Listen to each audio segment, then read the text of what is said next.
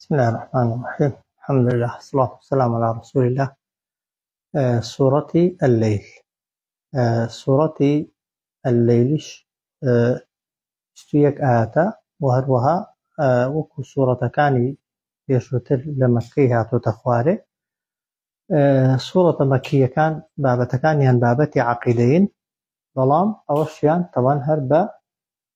سوينت دس بيدكا وخوای پەروەردیگاریش سوێندەکانی کە خواردوون بەهۆیەوە ئەنجام و نەتیجەی ئینسانەکانی بۆ دیاری کردووی. دەفەرمێ وەاللەیلی ئیذا یەغشا، سوێند بە شەو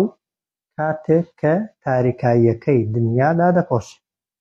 وەاللەیلی سوێند بە شەو ئیذا یەغشا، کاتێک کە دنیا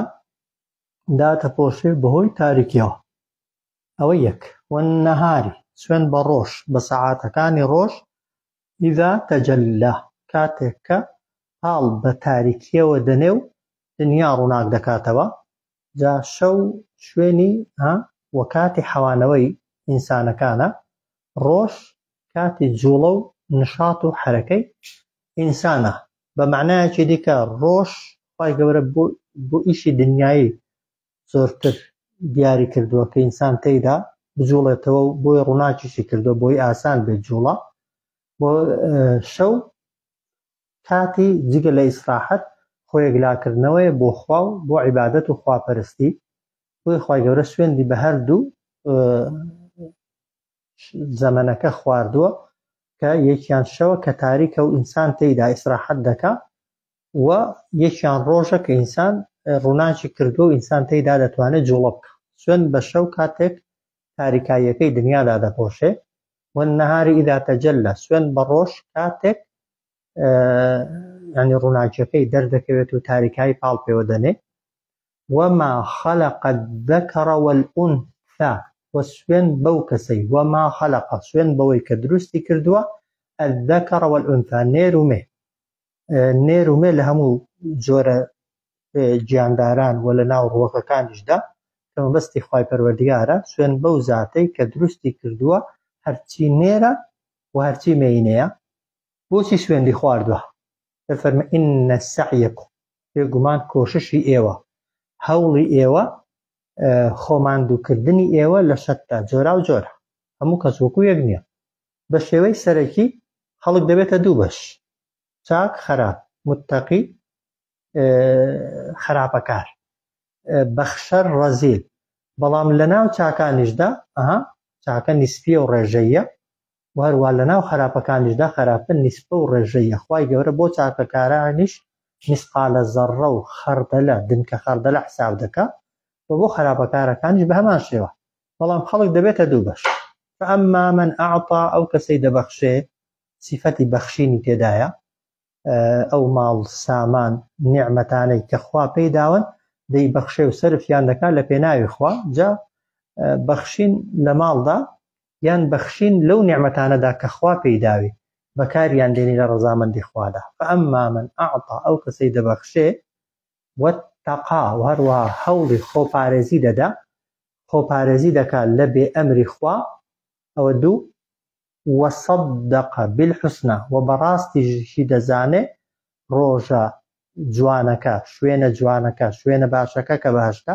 خواتیان بۆ دەکە. ئەو کەسەی ئەو سێ سیفەتەی تێدا بێ: بەخشەر بێ، خۆپارێز بێ. خۆپارێز بێ بە معنای ئەوەی واجبات بکا، کەم تەرخەم نەبێ، لە گوناه و تاوانەکانیش لای کەمی لە کەبائیرەکان دوورکەوێتەوە. و هەروەها پاڵنەرەکەشی بریتی بێ لەسی کە دەبەخشێ، پاداشتی بەهەشت. و هەروەها کە خۆپارێزیش دەکا، پاڵنەرەکەی بەدەستهێنانی بەهەشت بێ. وەصەدەقە بالحوسنە، بەڕاستی بزانێ شوێنە جوانەکە. ئەوە خوا دەفەرمێ فەسەنویەسیڕه، ئەوە پشتیوانی لێ دەکەین، یارمەتی دەدەین لیلیوسرا، بۆ کاری ئاسان، یعنی کاری لەسەر ئاسان دەکەین، و دەبینە هاوکاری و یارمەتی دەر و پشتیوانی بۆ تەواوکردنی ئەو کارانە و ئەو کارە باشانە. فەسەنویەسیڕه، یارمەتی ئەو کەسە دەدەین لیلیوسرا، بۆ لیلیوسرا یعنی بۆ کاری باش و بۆ کاری چاک و بۆ شتانەی کە دەیەوێت. ئەوە یەک. و بەشی دووهەم کە خوا سوێندی لەسەر خواردووە ئەوەیە وەئەما من بۆیە گومانی تێدا نیە هەر کەسێک ئەو سێ سیفەتەی تێدا بن خوای گەورە پشتیوانیەتی یارمەتی دەریێتی. وأما من بخل بەڵام ئەو کەسەش کە ڕەزیلی دەکا دا ڕەزیلی لە ماڵدا ڕەزیلی بکە یان دەکرێ بڵێن لەو نیعمەتانەی دیکە کە خوا پێی داوی بەڵام بەکاریان ناهێنی لە ڕەزامەندی خوادا. وأما من بخل ئەو کەسەی ڕەزیلی دەکا ماڵ سامان ئەو نیعمەت و چاکانەی کە خوا پێی داوە نایبەخشێ وەستەغنا خۆشی بە بێنیاز دەزانێت پێی وایە پێویستی بە عیبادەت و بە خواپەرستی و بە جێبەجێکردنی ئەمر و نەهی خوای نییە ئەو جار وەکەذەبە بە درۆشی دەزانێ باوەڕیشی نییە بالحوسنا بە شوێنە خۆشەکە بە شوێنە باشەکە کە بەهەشتا یعنی ئەگەر چاکەش بکات و کاری باشیشی لێوە دەرچن پاڵنەرەکەی چوونە بەهەژ نییە ئەوەی کەوای لێکردووە شتەکەی بکە چوونە بەهەژ نییە ئەو کەسەی کە ڕەزیلی دەکا ڕەزیلی یعنی ئەو نیعمەتەی کە خوا پێی داویەتی دەیگرێتەوە و خۆشی بە بێنیاز دەزانێ وەکەذەبە بالحوسنا بە درۆشی دەزانێ شوێنە خۆش و چاکەکە خوا دەفەرمێ فەسەنویەسیڕه یعنی ئاسانکاریش بۆ ئەو کەسە دەکەین یعنی هاوکاری ئەو کەسەش دەکەین للعوسرا بۆ قورسی بۆ گرانی بۆ کاری خراپ چونکە خۆی دەیەوێت کارە خراپەکەی بکە کەوتۆتە سەر ڕێگا خراپەکە کە کەوتە سەر ڕێ خراپەکە ئێمەش ڕێگای لێ ناگرین و ڕێگای پێدەدەین خراپەکەی بکە بۆ چونکە بۆ خۆی چۆتە سەر ڕێگا خراپەکەی ئەوەی دیکە شەروا بوو ها کەسەکە بۆ خۆی دەبەخشێ وایە بەخشینەکە بەدەست خۆیەتی و هەروەها خۆپارێزیەکەش بەدەست خۆیەتی باوەڕبوون بە هەشتیشی بەدەست خۆیەتی یعنی بۆ خۆی دەچێتە سەر ڕێگایەکە سەر ڕێگا چاکەکە خوای گەورە ڕێگا چاکەکەی لەسەر ئاسان دەکات و بۆ ئاسان دەکات ئەوەش بۆ خۆی ڕەزیلی کردووە خۆی بەبێ نیاز زانیوە بەویستی خۆی باوەڕی بە بەهەژ نییە چۆتە سەر ڕێگا خراپەکەی کە چوویە سەر ڕێ خراپەکەی فەسەنویەسیڕه خوا دەفەرمێ ئێمەش یارمەتی دەدەین و یعنی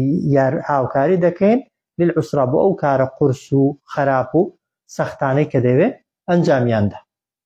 بەڵام خوا دەفەرمێ وما یغنی عنه ماله إذا تردى وما یغنی ئەو پرسیارە ماکە مای پرسیارە بەڵام پێی وترێ ئیستیفهام ئینکاری ئەگەر بە شێوەی پرسیار بڵێن یعنی چ سوودێک دەگەیەنی بە ئەو ماڵ و سامانەکەی کاتێک کە ئەو هەڵدرا ناو ئاگری دۆزەخ یعنی هیچ سوودێکی پێ ناگەێنێ ماڵ و سامانەکەی ئەوەی کە نەیبەخشیوە و ڕەزیلی پێکردووە و هەڵی گرتووە ئیدا تەڕەدە ئەو کاتێک کە هەڵدرایە ناو ئاگر وما یغنی عنه چ سوودێک دەگەێنێ بە ئەو ماله سامانەکەی ئیدا کاتێک تەڕەدە هەڵدرایە ناو ئاگری دۆزەخ ئەوجا خوا دەفەرمێ ئین عەلەینا بێگومان لەسەر ئێمەیە لەلهودا ڕێنمونی ئینسانەکان بکەین وایە چاکەت پێ دەڵێ خراپەشت پێ دەڵێ ڕێگای چوونە بەهەشتیشت پێ دەڵێ ڕۆگای چوونە دۆزەخیشت پێ دەڵێ ڕێگای بەهەشتمان پێ دەڵێ تا پێدا بڕۆین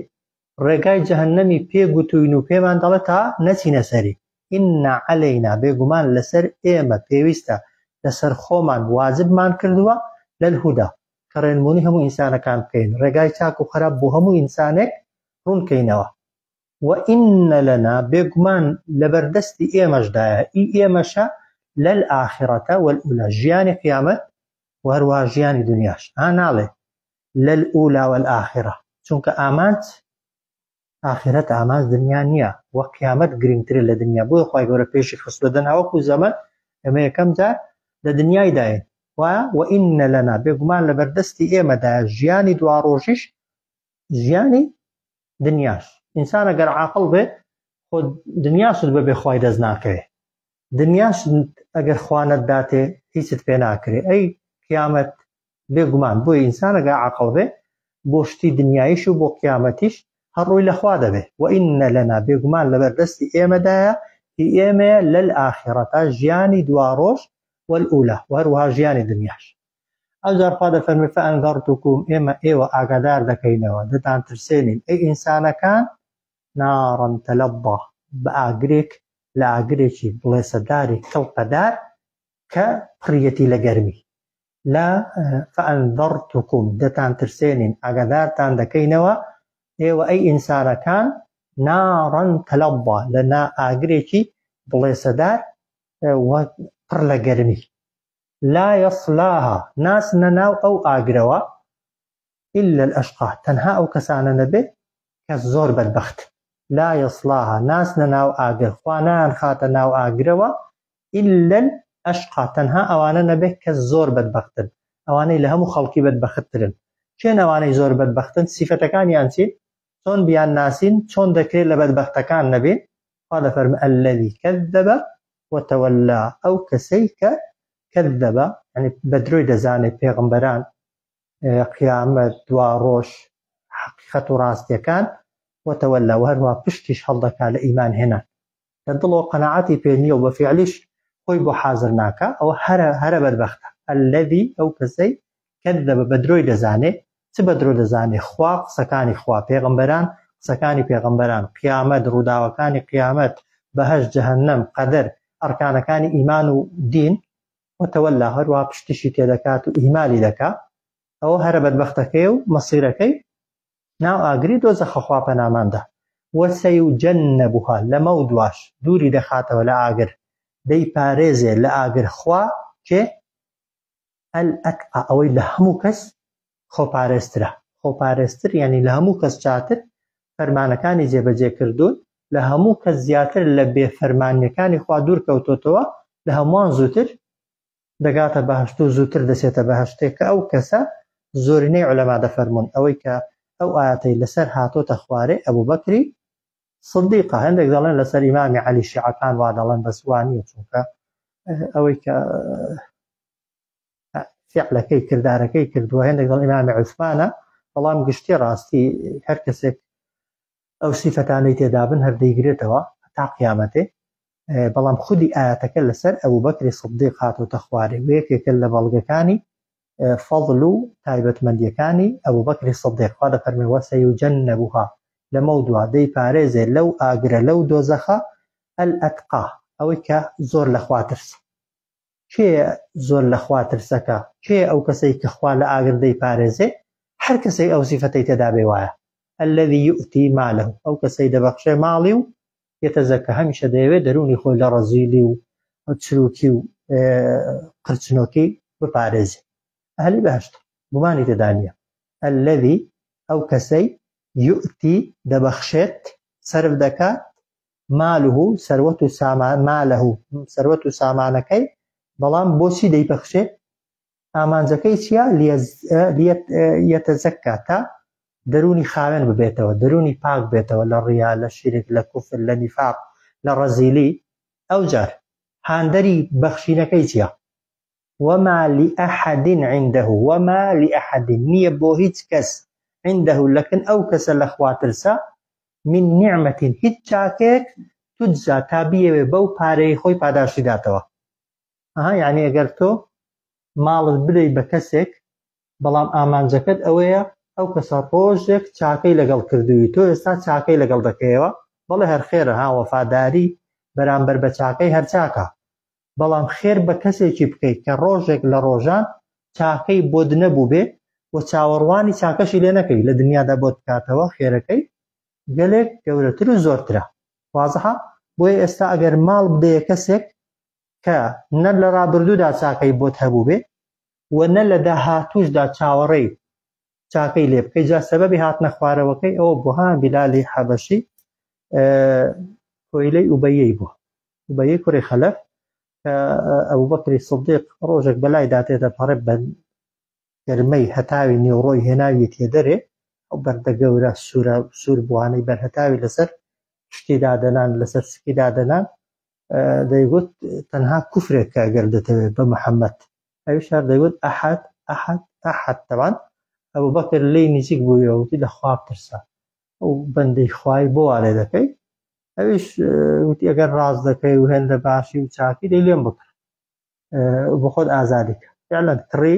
ئازادی کرد کە ئازادی کرد ئەوزار دەیگوتەوە دەیەوێت لەکن محەممەدی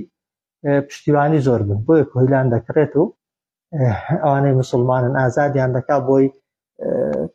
ئەو خوای گەورە شاهدی بۆ دەدا کە ئەبوبەکری سیدیق هیچ ئامانجێکی نەبووە. جا ئەو بیلالە نە پێشتر چاکەیەکی دنیای بۆ ئەبوبەکری سیدیق هەبووە و نەکە ئازادیشی کردووە هیچ ئامانجێکی هەبووە. بۆی خوای گەورە شاهدی بۆ دەدا و لە قورئان ناوی تۆمار دەکات وما لأحد نییە بۆ هیچ کەس لەکن ئەو کەسە کە ماڵەکەی دەبەخشێ کە لە ئاگر ڕزگاری دەبێ من نعمة هیچ چاکەیەک تجزا تابیەوە بەو ماڵبەخشنە پاداشتی داتەوە. وازەحە؟ بۆیە خێرکردن بە کەسێک کە هیچ چاوەڕوانیەکت لێی نییە یان کاتێک کە ماڵ دەبەخشی چاوەڕێی هیچ شتێکی دنیایی نەکەی بێگومان ئەجری گەورە و پاداشتی گەورە لەو جۆرە سەدەقەیەدایە إلا ابتغاء تەنها ئامانجی چی بووە إلا تەنها ابتغاء بەدەستهێنانی وجه ربه ڕەزامەندی پەروەردیگاری بووە کە الأعلى کە پەروەردیگار لە هەموو کەس بەرزتر و گەورەترە ئەوە لە هەموو ئامانجێک گرنگترە کابرا چاکەیەکت لەگەڵ دەکاتەوە یان ڕۆژێک سوپاسێکت دەکات یا لە شوێنێک ئیشێکی دنیایت بۆ دەکات لە چاو ئەجری قیامەت و پاداشتێک کە خوا بۆی ئامادەکردووی هەر هیچ نییە. بۆیە ئەو کەسەی گەورە ببینێت و خوای بناسێ پاداشتی خوای بە ئینسانی ناگۆڕێتەوە إلا ابتغاء ئامانجی تەنها بەدەستهێنانی وجه ربه ڕەزامەندی پەروەردیگاریەتی الأعلى کە لە هەموو کەس ئەو خوا بەرزتر و بەرزترە. خوای گەورەش دەفەرمێ وەلەسەوفە لەمەودووە یەڕضا خوای گەورە ئەو عەبدەی خۆی کە ئەوە سیفەتیەتی ڕازی دەکات هەندە پاداشتی دەداتەوە تا ڕازی دەبێ وەلەسەوفە لەمەودووە یەڕضا ڕازی دەکات بە شێوەیەک دەبەن خوای گەورە لە ئەبوبەکری ڕازی بووە لە چەندان شوێنی قورئاندا خوای گەورە ئاەتی لەسەر ناردۆتە خوارێ و تەسکیەی دەکات و لە قیامەتش ئەبوبەکری سیدیق لەو کەسانەیە کە هیچ کردەوەکانی لەوەی زیاترن کە تەرازووی قیامەتیش بخوێنێتەوە خوا بۆی بکێشێ و هەروەها پەڕینەوە کەشی وەکو خەڵکی دیکە نیە ئاسایی بەسەر پردی سیراتدا بڕوە. فەرمودەکەی پێغەمبەر لە فەرمی مەلایکەتەکە هەڵیان گرتووە بردوویانە کاتێککە عومەری کوڕی خەتاب دەچێت نایبینی لە پێش خۆی بەلایەوە سەیرە. ئەبوبەکر لە دنیادا لە پێشوی بووە لە چاکەی و لە قیامەتێ لە دیار نییە دەفەرمون ئاگار لە چێ ئەو مەلایکەتەکان بردیان هۆکارەکەی چی بووە ماڵ و سامانی کە بەخشیوە ئامانجێکی هەبوو ئەویش ئەوە بووە خوا بەدەستبێنێ. هەر کەسێکی دیکەش ئەوە سیفەتی بێجا مەرزنیان مۆباڵ بەخشینێ هەر کارێک دەیکەی ئەگەر تانها ئامانجت ئەوە بوو خوا لێت ڕازی بێ ئینسان لەو کەسانە دەبێت کە لە ئاگر پارێزراو دەبێت. خوا گەورە بە نسیبمان. صلی الله علی سیدنا محمد وعلى آله